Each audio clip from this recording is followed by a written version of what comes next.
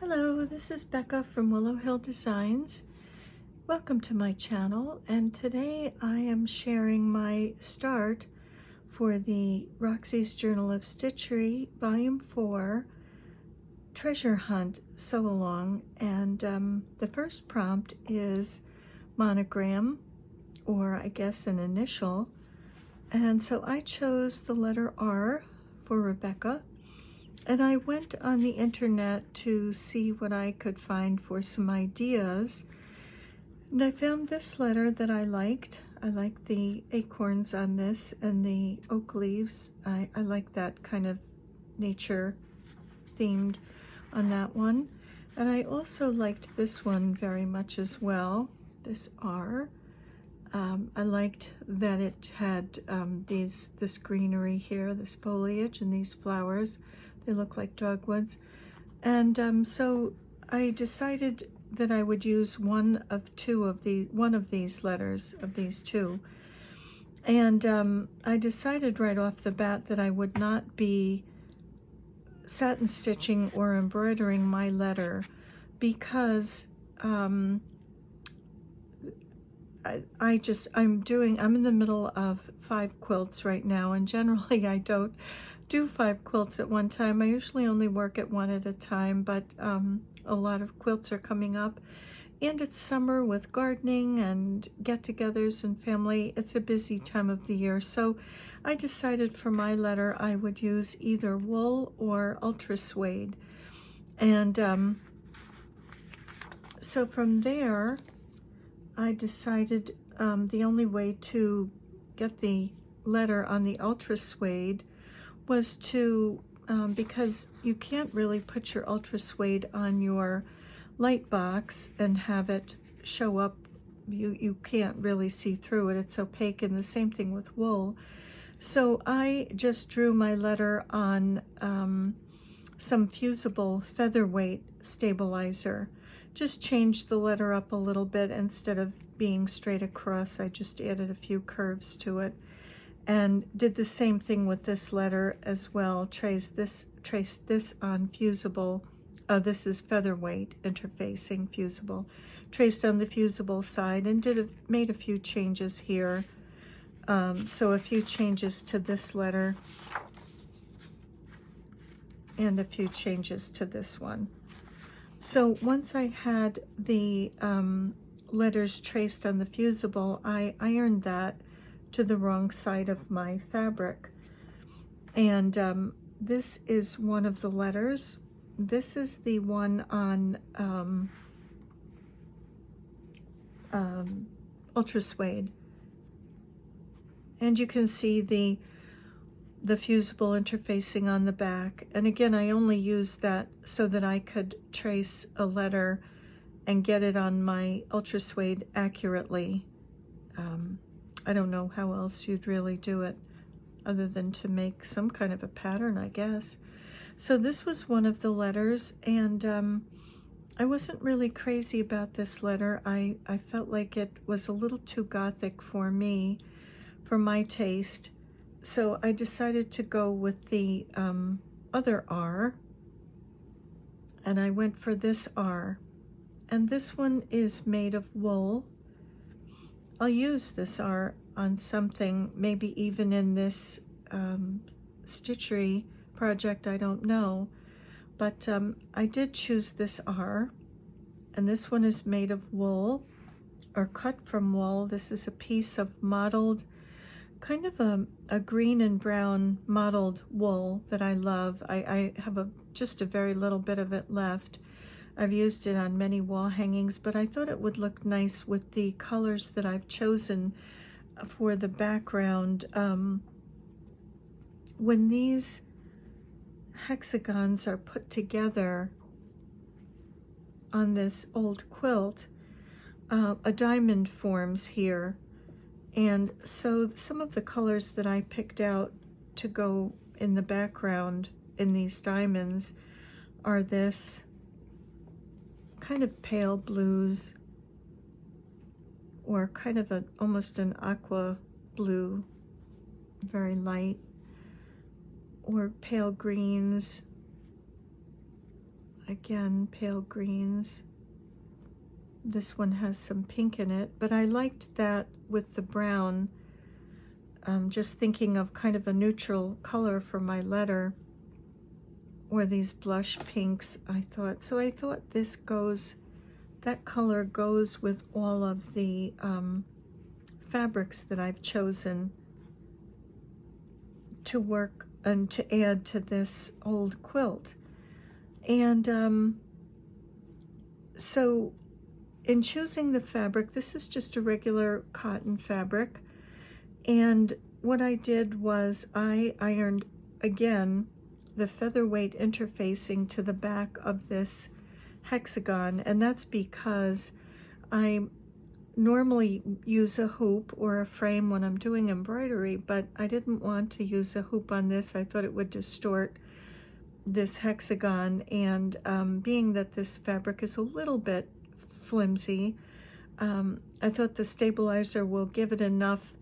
And it's a non-woven stabilizer, so it should stabilize the warp and the weft of the fabric so that there's not so much stretch or give. And then what I also did to prepare my hexagons was I cut out batting hexagons for the back of them.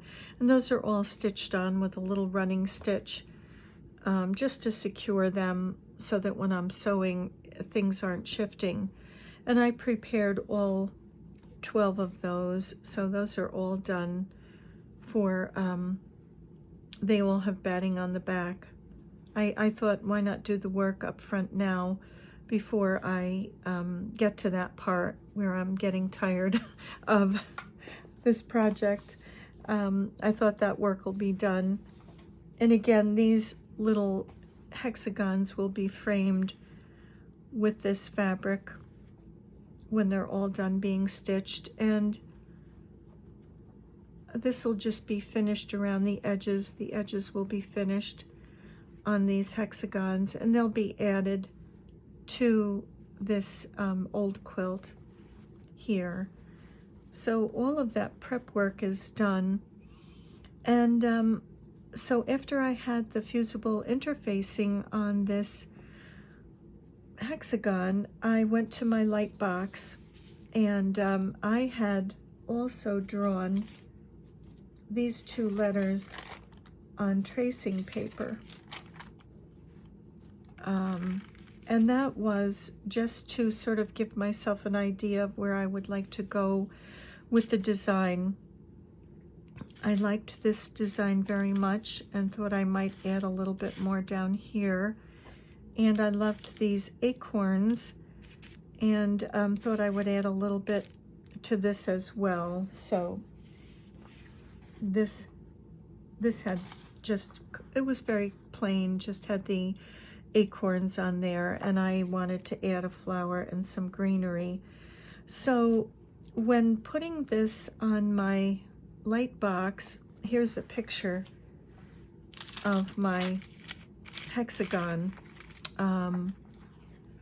Try to give you a close-up of that. This is my hexagon before I applied the letter. That wool R is already stitched down. So what I was able to do, and I applied the fusible stabilizer first because I knew that I was going to trace this with friction pen, and I didn't want to iron my design off to put the stabilizer on the back of my little hexagon. So what I was able to do was just slip these under the hexagon and add where I wanted to add an acorn, a leaf, and I just slipped it right under the hexagon, and I could see on my Lightbox. And over here I added a kind of a vine with an acorn on it. And of course there are, as far as I know, there aren't any acorn vines, but oops, sorry about that. But I like the I like that look of the vine sort of wrapping around the letter. So I did that, and over here, these two little ovals here are wedding bands. And I thought it might be nice to add two wedding bands here. I thought that would be a very nice touch on here. And so using both of these with the tracing paper and taking some of the elements, as you can see here, there's the greenery, but I also added in the oak leaf. And again, up here on top, I added an oak leaf and an acorn and a little more greenery. And then down here, the flower and some more vines or little plants, and then something here. And then, of course, my acorn and oak leaf here. So that's kind of a nice way to combine two designs, to take elements from two designs. And I'll save this one because I do love that, and I can always use it on something else. So that was a help to me to add, to trace on tracing paper and then use that underneath my design. And I had taken a picture because I had already sewn. So here is my block and my hexagon, and the design is traced on with friction pen. This is all stitched down, this wool R, and it is stitched with regular sewing machine cotton. This is 50 weight Gutermann thread, which I use most of the time, that and Orifil in my sewing machine. So that was used on that to stitch it down, and I just used a whip stitch actually around the edge, which really sinks into the wool. You don't even see it. Now, whether I do decorative stitches on this R or not, I don't know.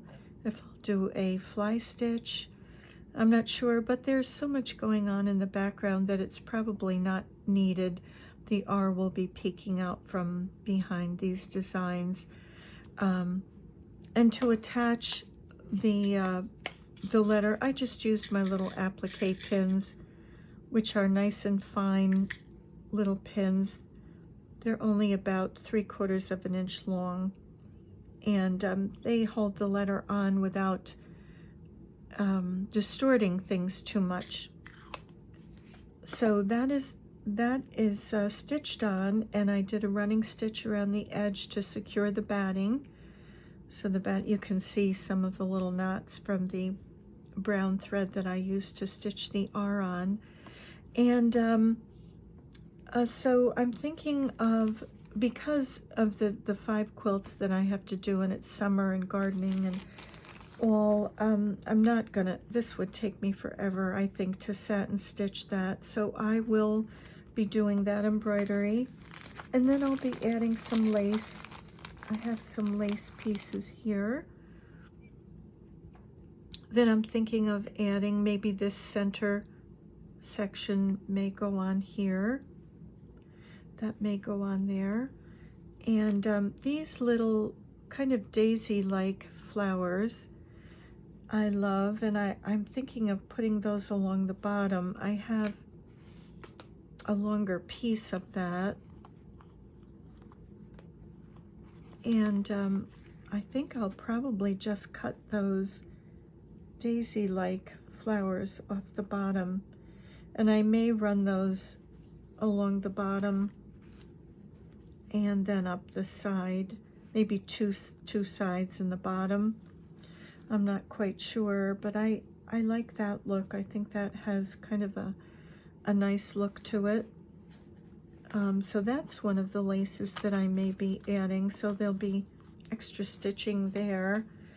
And I have other laces that I didn't bring in here, but I have this trim, which I'm thinking of adding. This is a vintage trim. It's a rayon painted and dyed trim, but I like the color, and it does seem to go with this, so I may try to work that in as well, do some tiny stitches to add that, whether couching or whatever, not sure. I have some buttons that I'd like to add.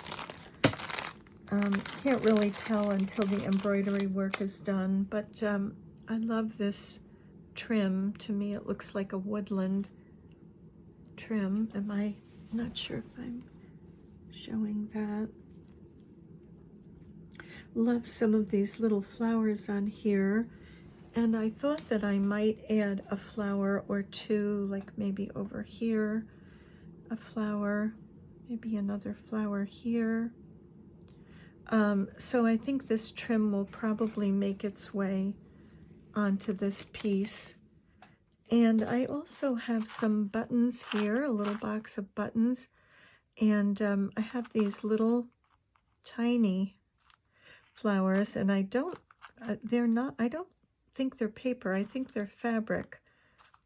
But they have little sparkles on them, and I think they're so pretty.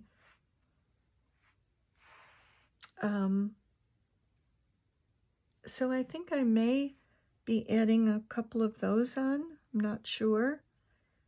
They may find their way onto this little piece, and I'm not quite sure how I'll stitch those down. I haven't tried to see how a needle goes through these, or maybe just go from one side of that little notch between the petals to the other side with maybe a clear monofilament. I don't know.